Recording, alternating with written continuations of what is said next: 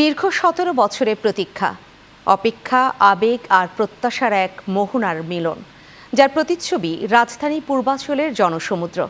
দেশে পৌঁছে সংবর্ধনা অনুষ্ঠানে বিএনপির ভারপ্রাপ্ত চেয়ারম্যান তারেক রহমানের কণ্ঠে উচ্চারিত হয় বাংলাদেশের রাজনীতি, ইতিহাস আর ভবিষ্যতের বার্তা।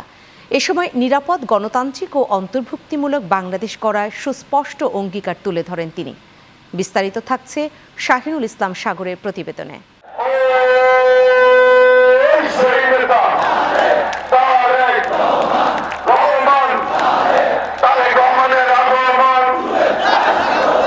ভাষণের শুরুতেই তারেক রহমান সম্বোধন করেন প্রিয় বাংলাদেশ।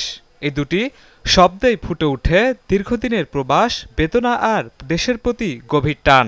প্রিয় বাংলাদেশ, উপস্থিত এরপর তিনি কথা বলেন দেশের স্বাধীনতা, সার্বভৌমত্ব ও গণতান্ত্রিক সংগ্রামের ধারাবাহিকতা নিয়ে।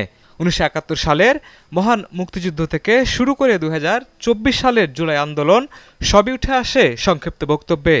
৭১ সালে এই দেশের মানুষ যেমন স্বাধীনতা অর্জন করেছিল, ২০২৪ সালে এদেশের ছাত্র জনতা সহ সর্বস্তরের মানুষ সেদিন ২০২৪ সালের ৫ই আগস্ট এই দেশের স্বাধীনতা এবং সার্বভৌমত্বকে রক্ষা করেছিল।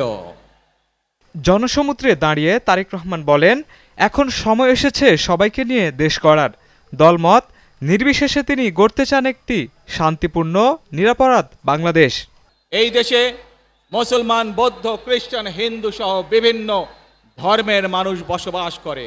আমরা চাই সকলে মিলে এমন একটি বাংলাদেশ গড়ে তুলব আমরা, যেই বাংলাদেশের স্বপ্ন একজন মা দেখেন, অর্থাৎ একটি নিরাপদ বাংলাদেশ আমরা গড়ে তুলতে চাই।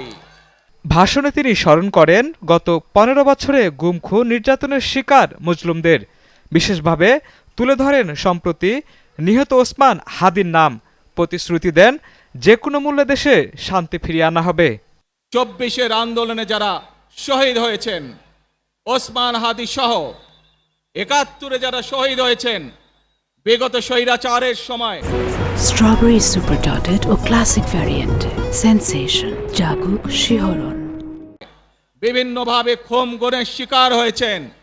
এই মানুষগুলোর রক্তের ঋণ যদি শোধ করতে হয়, আসুন আমরা আমাদের সেই প্রত্যাশিত বাংলাদেশ গড়ে তুলব।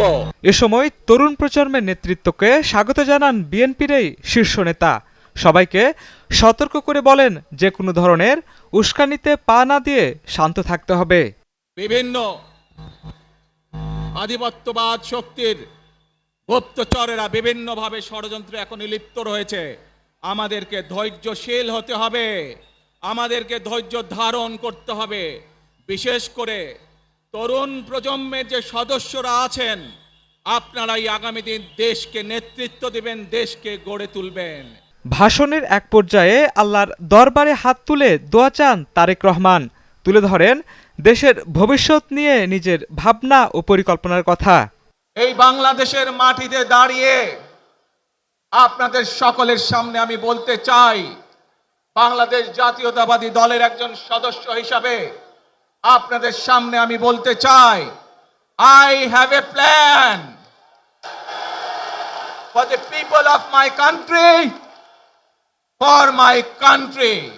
দেশবাসীর প্রতি পাশে থাকার আহ্বান জানিয়ে তিনি বলেন, সুযোগ পেলে বিশ্বনবী হযরত মুহাম্মদ সাল্লাল্লাহু আলাইহি ওয়াসাল্লামের ন্যায়পরায়ণতাকে সামনে রেখে দেশ পরিচালনা করবেন।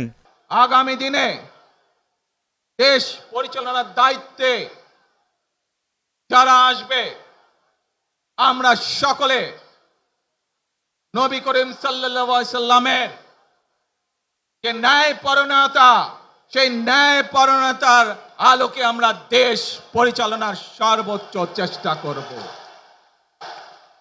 বক্তব্য শেষে দুই হাত তুলে নেতাকর্মী ও সমর্থকদের শুভেচ্ছা জানান তারেক রহমান। উপস্থিত নেতাকর্মীদের প্রত্যাশা, এই ভাষণের মধ্য দিয়ে আগামী দিনের রাজনৈতিক কর্মসূচি আরও গতিশীল ও সুসংগঠিত হবে। মনে রাখবেন, we have a plan, we have a plan. For the people and for the country. ইনশাল্লাহ আমরা সেই প্ল্যান বাস্তবায়ন করব। শাহিনুল ইসলাম সাগর, চ্যানেল 9, ঢাকা।